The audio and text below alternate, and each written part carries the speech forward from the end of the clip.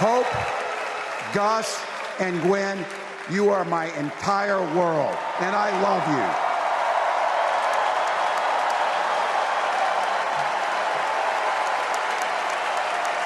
I'm letting you in. In the whirlwind of political campaigns, genuine moments of humanity often get lost in the shuffle. But sometimes a single unscripted reaction can cut through the noise and touch hearts across the nation. That's exactly what happened when Gus Walz, son of Democratic vice presidential nominee Tim Walz, exclaimed, "That's my dad," during his father's acceptance speech at the DNC. This raw display of emotion, captured on camera for millions to see, didn't just tug at America's heartstrings, it opened up an important conversation about neurodiversity, family, and representation in politics. Today we're taking a closer look at Tim Walz's son Gus, exploring how his story has come to light and its significance for families across the country. The emotional moment that captivated America. Hope, Gus, and Gwen, you are my entire world, and I love you.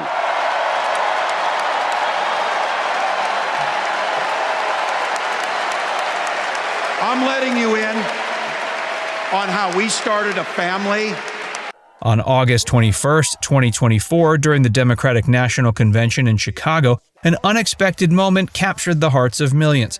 As Minnesota Governor Tim Walz took the stage to accept his nomination as the Democratic vice presidential candidate, it wasn't his powerful speech that became the talk of the nation, but rather the raw, emotional reaction of his 17-year-old son, Gus Walz. As Tim addressed the roaring crowd, he paused to acknowledge his family, saying, "Hope, Gus, and Gwen, you are my entire world, and I love you." The camera panned to Gus, who was visibly moved, tears streaming down his face. He stood up, pointed to the stage, and exclaimed, "That's my dad." This unscripted display of love and pride quickly went viral, becoming the defining image of his father's address and sparking conversations about family, neurodiversity, and authenticity in politics. The Walz family's journey to this moment was not without challenges. During his speech, Tim recounted their struggles with infertility before conceiving their daughter Hope, now 23. This personal story resonated with many Americans who have faced similar challenges, helping to humanize the Walz family and connect with voters on a deeply personal level. But it was Gus's story that truly captured the nation's attention. Recently, Tim and Gwen Walz disclosed to People magazine that Gus has a nonverbal learning disorder, ADHD, and an anxiety disorder. But they don't view these conditions as obstacles. Instead, they refer to them as Gus's secret power, emphasizing that he's brilliant and poised for success. The Walz family's decision to be open about Gus's neurodivergence is significant, bringing much-needed visibility to learning disabilities and mental health issues. By sharing their experiences, they're helping to destigmatize these topics and showing that individuals with learning disabilities and mental health challenges can thrive with proper support and understanding. Growing up in the public eye and the impact of openness. Growing up in the public eye represents unique challenges for any child, especially someone with Gus's conditions.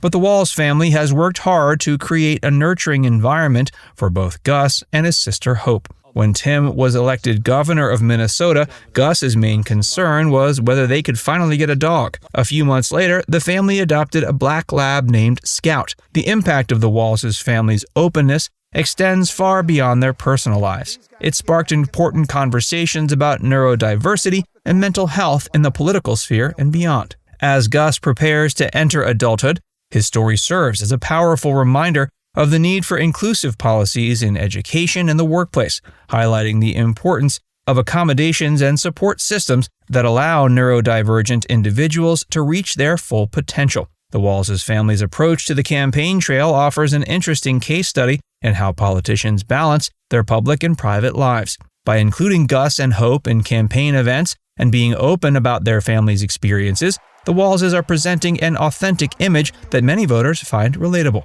This strategy has its risks, though, as evidenced by the negative reactions from some quarters. But it also has the potential to create deeper connections with voters who appreciate the family's honesty and vulnerability. In an era where politicians are often criticized for being out of touch or inauthentic, the Walz family's approach stands out. Their willingness to share personal struggles and celebrate their son's unique qualities has resonated with many Americans. It serves as a reminder that behind the political personas, there are real families dealing with real challenges. This authenticity could prove to be a powerful asset in the upcoming election. In a political landscape often dominated by rhetoric and partisanship, the human element that Gus brings to his father's campaign could be a refreshing change for many voters. It allows people to connect with the Walz family on a personal level, seeing them not just as political figures, but as parents navigating the challenges of raising a neurodivergent child while in the public eye. Social media reactions and broader conversations.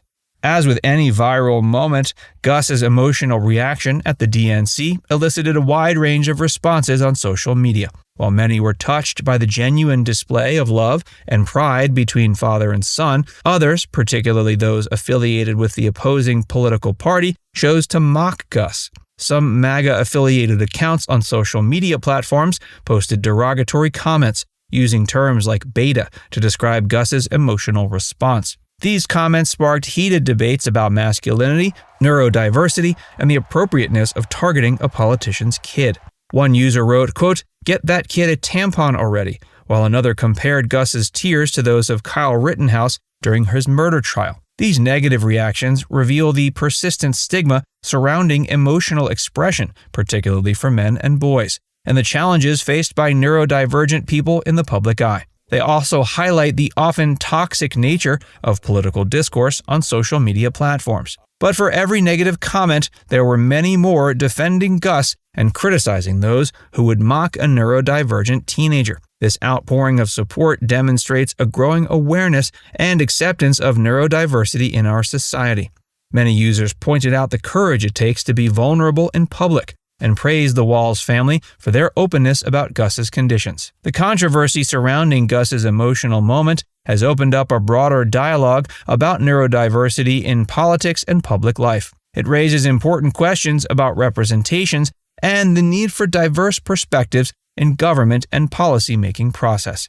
Having a vice presidential candidate with a neurodivergent child brings these issues to the forefront of national discourse, challenging us to consider how our policies and societal structures can better accommodate and support people with learning disabilities and mental health conditions. The Walz's campaign's embrace of Gus's story also reflects a broader shift in how society views neurodiversity. Rather than treating conditions like ADHD and anxiety disorders as purely medical issues to be fixed, there's growing recognition of the unique strengths and perspectives that neurodivergent people bring to the table. By referring to Gus's conditions as his secret power, the Walz family is helping to reframe the narrative around neurodiversity in a positive light. As we move closer to the election, it will be interesting to see how the Walz family's story continues to shape the national conversation around neurodiversity and mental health.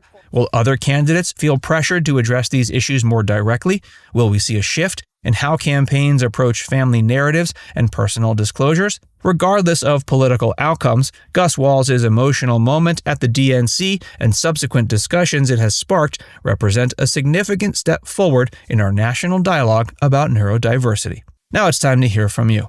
How do you think Gus Walz's story might impact the conversation around neurodiversity in America? Let us know in the comments section below.